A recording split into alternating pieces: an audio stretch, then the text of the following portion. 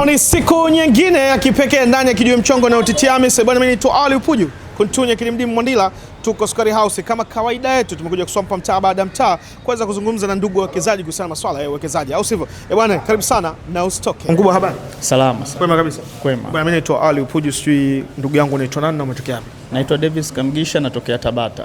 Kamgisha. Hivi Kamgisha ni Muhaya? Ni Muhaya ndio. Okay. Agasibayo? Hapana, ni Mwanya wa Dar. Okay, sawa, haina shida. Dada, mambo? Poa. Kwema kabisa. Kwema. Unaitwa nani na umetokea wapi? Naitwa Veronica Kamgisha, natokea Tanga. Ni ndugu? Ndio, ni ndugu. Okay. Ni kwa mara ya kwanza ndo leo UTT unaifahamu au wewe ni mwekezaji wa muda mrefu? Ndio mara yangu ya kwanza. Ndio mara ya kwanza. Ndio. Dadangu? Sio mara ya kwanza. Wewe ni mwekezaji wa muda mrefu au unaifahamu UTT muda mrefu? Nilikuwa naifahamu. Ulishawahi kuwekeza? Ndio. Ulishawahi kuwekeza? Katika mfuko gani? Wa liquid. Liquid. Kwa maana yake dada ndo umemleta kaka? Ndio. Okay, labda ni kwa muda gani imeweza kukuchukua mpaka ukasema hapana, hebu na mimi niweze kufanya maamuzi sasa, na mimi nikapata elimu na mimi nianze kuwekeza? Nadhani ni muda mrefu amekuwa akinishauri, ila leo nikasema sasa ni muda sahihi wa kwenda kusikiliza nini ambacho naweza nikanufaika nacho. Okay. Sawa. Labda mimi katika kuongezea, kwa sababu najua yeye dada anafahamu na mimi nitamuongezea. UTT AMIS ni taasisi ambayo iko chini ya serikali kupitia Wizara ya Fedha ambayo inajihusisha na masuala ya uwekezaji. Tukizungumzia uwekezaji, maana yake unaweka pesa UTT inakuzalishia faida. Kuna tofauti ya uwekezaji na kuweka pesa. Kuweka pesa unajua? Ndio. Yaani kuweka pesa maana yake unaweka sehemu yako haina faida, umeiweka. Kama kwenye kibubu na sehemu nyingine ambazo unajua kabisa hakuzalishi faida. Lakini pesa yako ukija ukileta UTT ikikuzalishia faida, maana yake unafanya uwekezaji. Na watu huwa wanawekeza kwa ajili ya malengo. Mimi naamini hata wewe mwenyewe leo hii umeshawishiwa ukasema hapana, huwa labda natumiaga kuna pesa fulani katika matumizi ambao sio necessary, lakini hebu nijengee kama mfumo ambao nikiwa na akiba kangu na kapeleka UTT ili iweze kuja kunisaidia kwa manufaa yangu ya baadaye. Leo hii tunaamini, ndugu yangu Kamgisha, hata kama wewe unataka kununua gari mfano, si ndio? Unataka kununua gari. Unasema hii gari yangu mimi milioni 30, au unataka kujenga. Maana yake huwezi kujenga pasipokuwa na malengo ya kuwekeza. Na ukija ukiwekeza UTT, maana yake unasema kabisa mimi hapa naitafuta milioni 10 huu mwaka mzima. Kwa hiyo nitakuwa naeka hela hivi na hivi na hivi. UTT kuna hadi calculator ya kuwekeza kwa malengo. Inakuonyesha bwana Kamgisha, wewe unataka baada ya mwaka utimize milioni 10, si ndivyo? UTT wao wanakuambia basi Kamgisha, kila wiki au kila siku weka hela hii. Wewe unajua kabisa Kamgisha unapambana kila wiki, unajua kabisa labda mimi naweka 30,000, 40,000, 40, 50. Huko ni kuwekeza kwa malengo na UTT AMIS. Lakini haina maana kwamba itafika muda ukija kuwekeza UTT kwamba itakuwa inakulazimu Kamgisha weka hela. Hapana. UTT wekeza kwa ajili ya malengo yako wewe kama wewe. Na mimi ulishasikia kuna mifuko hadi ya watoto. Ndio, nimeisikia. Una mtoto? Na hiyo ndo focus yangu kubwa. Kuliko hata wewe mwenyewe kwanza. Ndio. Leo hii mimi naweza nikaa na mtoto mdogo labda ya miaka 2, nasema mpaka anaanza baby class sio miaka 4. Hii miaka 2 hapa kuna kaela kaki kaje kamsomeshe mwenyewe. Ni kweli. Unajuaga zile unakutanaga baada ya likizo. So unaona likizo hii? Shule zikifunguliwa mwezi wa 7, kuna kale kama mkono fulani hivi unakutana na mwalimu mkuu ameweka mezani hivi kwamba anahitaji ada, hataki maneno. Lakini unaweza kutaka Kamgisha wewe, kumbe ulikuwa unawekezaga na UTT kuna kaela cha mtoto tu mwanao, si ndio? Kapogo tu unachomoa unakuwa unamwekea. Ushafahamu? Okay, leo hii umeweza kuja kupata elimu, sister ameweza kukuleta. Unahisi unajiona umechelewa au ni muda sahihi? Kwa umri niliokuwa nao nadhani ni muda sahihi. Okay. Kwa sababu hiyo elimu ya kufumba mfuko kwa watoto kwamba baadaye mwanangu akikua tena, nimetoka kwenye semina hapo juu. Okay. Wananiambia kumbe hii hela kwa mtoto ukishamwekezea kuna muda anatakiwa mpaka afikishe miaka nadhani ni 18 ndio hela ianze kutoka. Kwangu mimi nimeona ni faraja, itakuwa ni nzuri kwa watoto wangu pia. Mpaka anafikia 18 inamaanisha ni range ambayo yupo chuo, kwamba akitoka pale huenda na kitu cha kwanza, kwa sababu unajua haya maisha hatuwezi tukachukulia for granted. Naweza ukashangaa mimi nikadondoka, ila watoto wangu najua akishamaliza chuo kuna kitu cha kuanzia kuliko hivi tunavyoenda tu kawaida. Sure. Labda sister, wewe labda uliliona lipi na imechukua muda gani mpaka kuja kumshauri brother? Mwaka, miezi 2, miaka 3? Haikuchukua muda sana. Unahisi kwa nini aliweza kuelewa kwa wepesi? Kwa sababu UTT ina faida. Ndio nimuelezea akakubali akamwambia. Okay, sasa labda ulishakuchukua nafasi hii kuwashauri hata na mimi kuna wazazi kuna makaka wengine au wanataka hizo faida azipate brother tu Kamgisha peke yake? Hamna wazazi wenyewe ndio wamenileta hapa ndo maana. Yaani maana yake hii kitu ni generation. Yaani wazee tayari wapo nyuma. Wewe unaifahamu UTT kwa muda kidogo, au sio? Tofauti na brother, leo umeweza kuja kumshawishi na yeye ameweza kujiunga. Hebu chukua fursa hii, labda naamini kuna marafiki zako wengi sana leo hii hawaiamini UTT. Ungependa kuwaambia nini hasa dada Vero kuhusiana na UTT? UTT ni mfuko, ni sehemu salama, pia ni mfuko wa serikali. Ukiwekeza unapata faida, kwa hiyo nashauri watu waje wazidi kuwekeza wapate faida. Unahisi kuna watu wengine ambao labda wewe ushawaambia uje kuwekeza tofauti na brother? Ndio. Kama nani? Rafiki yangu. Anaitwa nani usimwogope? Sharon, mwambie Sharon bwana. Sharon njoo wekeze UTT. Utapata faida. Okay, asante sana Vero. Tuje kwa brother. Leo hii naamini inaweza ikaa katika sehemu yako ambayo unahisi kwamba bwana kama nimechelewa hivi. Hebu chukua fursa hii, kuna marafiki zako, kuna ndugu zako wengine wa karibu. Inawezekana shemeji analijua hili hivi. Analijua ndio. Analijua? Ndio, analijua. Okay. Hebu chukua fursa hii kwa ajili ya Watanzania. Washauri. Nilikuwa na amani kwa sababu toka nisia UTT pia serikali kuna mkono wake kwamba nikajua kabisa hapa ni kuna usalama. Najua mpaka serikali na yenyewe inajihusisha na hayo mambo. Kwa moja kwa moja mara nyingi udanganyifu unakuwa haupo.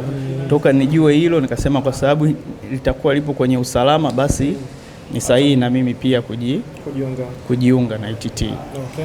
Ungependa kuambia nini Watanzania? Ningependa niwaambie tu waje wajifunze na pia wakiwiwa wajiunge pia. Ndio. Shukrani sana ndugu. Kijiwe mchongo na UTT AMIS imetufikia. Kangua vipi? Safi. Mambo wasemaje? Mambo nani? Uko poa? Uko poa. Bwana mimi naitwa Ali Upuju, si ndugu yangu unaitwa nani na umetokea wapi? Kwa majina naitwa Isaac William. Ni mwanafunzi wa chuo cha takwimu. Okay. Nimekuja hapa kwa ajili ya kufungua UTT. Mifuko ya UTT. Ndio. Labda katika hii mifuko ya UTT, kwanza UTT kama UTT wewe ulisikia wapi? Nilisikia tu mtandaoni. Nilikuwa nafuatilia hivyo.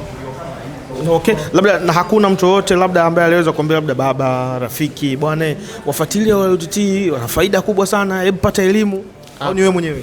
Hapana, mimi mwenyewe kwa sababu mimi mwenyewe mara nyingi napenda kujifunzaga vitu mtandaoni. Okay. Na kuna chochote ambacho unachokijua kuhusiana na UTT cha kusema kwamba acha nikafungue na nije nipate elimu? Kuna chochote ambacho unajua leo ukikutana na mtu hata barabarani akikuuliza UTT ni nini unaweza kufahamu? Kidogo na idea kidogo tu. Una idea kidogo eh? Sasa acha mimi nikuelezee kwa ufupi. Umesema nito? Isaac. Okay. Isaac, sisi UTT kwanza ni taasisi ambayo iko chini ya serikali kupitia Wizara ya Fedha ambayo inajihusisha na masuala ya uwekezaji. Nikikwambia uwekezaji unaelewa? Ndio. Uwekezaji maana yake kwamba unaweka pesa yako sehemu, lakini katika namna ambayo ile pesa ikuzalishie faida. Yaani isikae tu. Kuna tofauti ya kuweka pesa na kuwekeza. Kuwekeza maana yake bwana Isaac, unakuja sisi kwetu UTT, unaweka pesa yako, ile pesa yako inakuja inazalisha faida. Na sisi UTT tunatoa wastani wa faida asilimia 12 kila mwisho wa mwaka. Ukiwekeza pesa yako UTT sisi tunakuja tunakupa wastani wa faida asilimia 12 kila mwisho wa mwaka. Sisi tuna mifuko 6. Kuna mfuko mmoja hapo ambao wote unaujua ambao ushakusikia? Labda Umoja. Okay. Bondi. Okay. Ya pamoja hivyo. Okay, sawa. Sisi tuna mifuko 6, kuna mfuko wa watoto, kuna mfuko wa wekeza maisha, umeelewa? Kuna mfuko wa hati fungani ambao ndio huo bondi, kuna mfuko wa watoto kama nimekwambia, kuna mfuko wa ukwasi ambao ni liquid. Kwa mifuko yetu sisi iko 6. Lakini vile vile kwamba UTT sisi wewe ukija ukiwekeza ile pesa yako, tunakuja tunakupa wastani wa faida asilimia 12 kila mwisho wa mwaka. Ushafahamu? Na katika kutaka kujiunga UTT, unajua labda kuna vitu gani ambavyo inapaswa kuwa navyo au vifahamu? Katika huko kufuatilia mitandao. Labda NIDA tu. Okay. Kwa jinsi nilivyofuatilia. Okay, inabidi bwana Isaac uwe na NIDA, lakini vivyo uwe na passport size ya kutambua bwana huyu ni nani, huyu ni Isaac. Umeelewa? Lakini vile vile sisi katika mifuko yetu, katika hii mifuko 6, ukitaka kuweza kutoa pesa yako, unaweza ukatoa muda wote.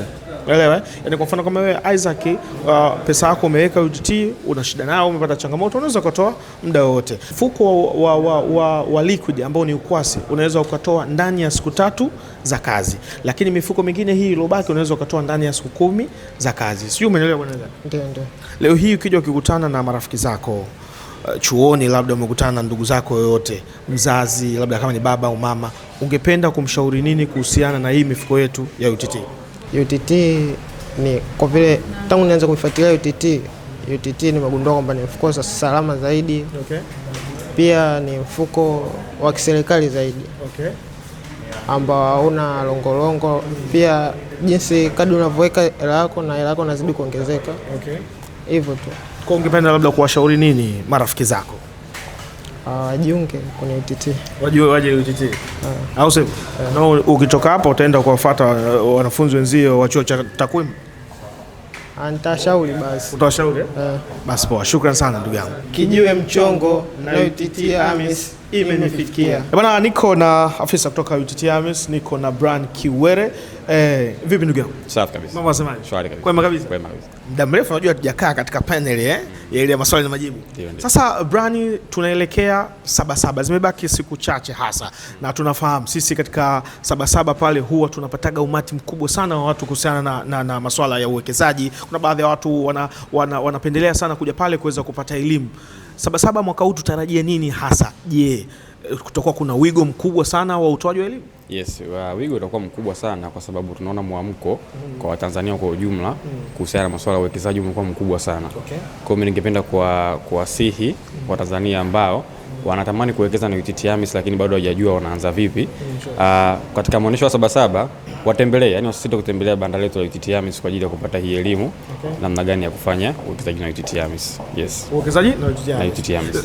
Kuna baadhi ya watu ambao changamoto imekuwa sana, mtu anaweza kaja hapa anakuambia application sijui imefanyaje. Kutakuwa kuna mifumo ambayo ya watu kuweza kuwatutulia mifumo hii ya application pale Sabasaba? Yes. Uzuri ni haya maendeleo ya teknolojia yanarahisisha. Kwa hiyo unaweza pale Sabasaba moja kwa moja ukafika kwenye banda letu kwa kutumia tu simu yako ya mkononi, ukapata application yetu au poto yetu kwenye website kule, ukajisajili, kila kitu ukafanya kutumia mitandao. Kwa hiyo ni mitandao imerahisisha masuala ya form na nini, kila kitu inakuwa ni kwa kutumia simu yako mwenyewe mkononi, unaweza ukaanza tu uwekezaji wako na ukaanza kupata faida yako kidogo kidogo. Au sio? Yes. Bwana, shukrani sana Bwana Brian. Tutembelee Sabasaba. Changamoto zote zote zinaisha kabisa. Au sivyo? Kijiwe mchongo na UTT AMIS imetufikia. Naam, kama ambavyo umetoka kuweza kusikia, hao ni wawekezaji mbalimbali. Kuna ambao leo hii wameweza kuja kwa mara ya kwanza, lakini kuna ambao wamekuja ni kwa mara nyingine tena na mara nyingine tena kwa ajili ya kuweza kufuatilia mifuko yao. Inawezekana walikuwa wamepata changamoto za hapa na pale, wamekuja kuweza kusuluhisha changamoto zao. Yote kwa yote, njoo hapa Sukari House uje kuweza kupata elimu kuhusiana na masuala ya uwekezaji na uweze kuja kuwa mwekezaji ambaye kesho na kesho kutwa utakuja kunufaika na uwekezaji kutokana na UTT AMIS. Bwana, mimi naitwa Ali Upuju, Kuntunya Kidimdim Mwandila. Nimshukuru sana Manase Mtumbadesti kabisa aka Masawe. Nilikuwa naye mwanzo mpaka mwisho. Bwana, tukutane next time. Bye bye.